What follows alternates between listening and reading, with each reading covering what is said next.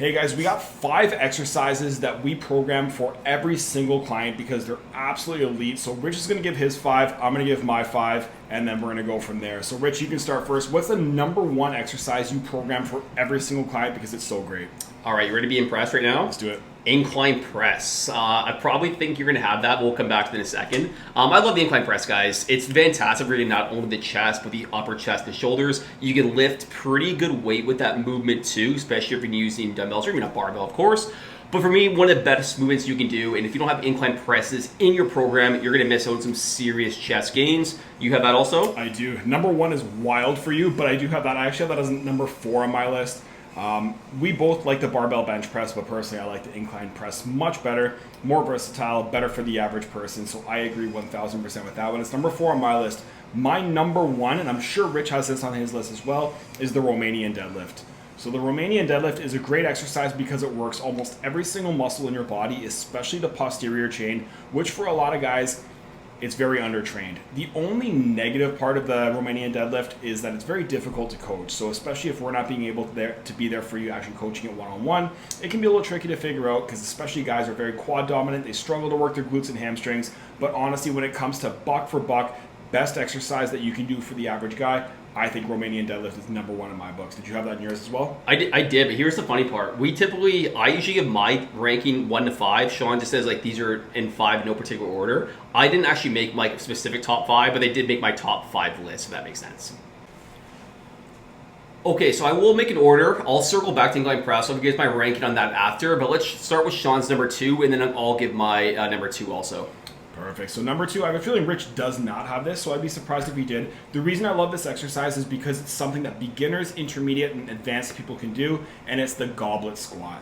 So as much as I love the barbell squat, I think it can be a little bit advanced for a lot of people. It's not a very easy exercise to coach, and depending on where your physical limitations are, it's not the best exercise for a lot of people. But for the goblet squat, you can start light, you can go intermediate, you can go super heavy. The downside here is, of course, you can only go so heavy before your upper body or your core takes over. But either way, it's going to be a great full body exercise, a great way to coach the squat, and something that we pretty much program in every single one of our programs. So it is something that I include all the time. I know Rich does as well. I'm not sure if he included in his list though. I did not. So 3 out of my 5, I did choose upper body. I had to sacrifice lower body movement, and that was the goblet squat. So my number 1, guys, is the RDL. I'll agree with Sean. My number 2, I'm actually going with the dip. And the reason why I chose the dip, it just gets so many different muscles. I was trying to think of an exercise, like top 5. How can I get a movement that targets the arms? I'm like, you know what? I think the dip is a great way to get obviously tricep involvement. You're getting lower chest, you're getting shoulders. So for me, it just checks off a lot of boxes when it comes to upper body movements, which is why I included the dips. Did you have that as well? I did not. I always thought I was a bigger dip guy than him, but apparently not. So number 2 for Rich is the dip. Okay, so we're on number 3. We're going to kick it off to Rich here. What do you got?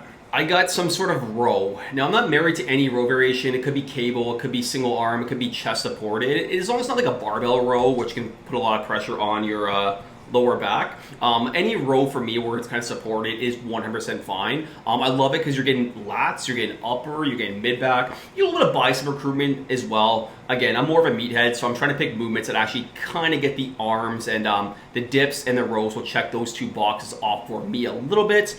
So I got a row. What do you agree with that, sir? It's funny, I have that number 3 as well. Okay. I specifically chose a single arm dumbbell row because I do feel like it's something we program all the time. You don't need a lot of equipment. All you need is 1 dumbbell. If you can do it correctly, like Rich said, not only are you working your back, but you're working your biceps as well, so you can build your arms, you can build your back. It's such a great exercise regardless of where you're at. So number 3 for both of us is a row. Mine specifically, single arm dumbbell row. 1 more each. In full disclosure, guys, I said incline press at the beginning. For me, that's ranked number 4. Bubbles going to town on Sean right here. What do you got as your number 5 here, buddy? My number 5 one, I chose this almost as a way to troll Rich, but I do feel like it's super important. It's a little bit gimmicky. It's a little bit maybe not an exercise, but it's probably the most important thing that we say, especially recently, and that's walking. Ooh. I know it's not an exercise, but we used to include, especially for fat loss, only tracking your calories and your protein. Of course, you got to do your strength training. But now, one of the first conversations we have with anyone that signs up is how many steps are you getting? Are you able to get that walk in? So for me personally, you can make it number 1. I know it's a little bit of a loophole because it's not a specific exercise, but the answer when someone asks how much should I walk is more. So I know Rich is not going to like that answer, but it is something that we program and tell every single guy in our program. So for that reason, I had to include it. It's a loophole there, buddy. So my fifth right now, my fourth, excuse me, is the Bulgarian split squat. So this guy disagrees, but the reason why I chose this over a goblet squat or any squat, for example, you can load it heavy. It checks off so many boxes there. It's safe for your lower back. So not that goblet squat isn't. I think goblet squat is safe, but the issue for the goblet squat is more like the bracing, the loading component. And it's just a fantastic way to get glutes and quads without kind of messing up your spine. So your core is not going to give out first, like a goblet squat, in my opinion, for Bulgarians. And you can truly build your legs the right way while keeping your back safe, while even kind of working on some hip flexion mobility with your back leg. So for me, it basically checks off every single exercise. I was tempted to go 4 upper body movements, but I can't be that much of a meathead and do that. So I chose that one as my number 4 right now. So you disagree with that? I like the idea of like a single leg, a lunge variation. I think the Bulgarian is one of the best exercises you can do, but it's absolutely miserable. Let's be honest. Anyone who's done a Bulgarian before does not enjoy it, so I put that in consideration, which is why I did not include it.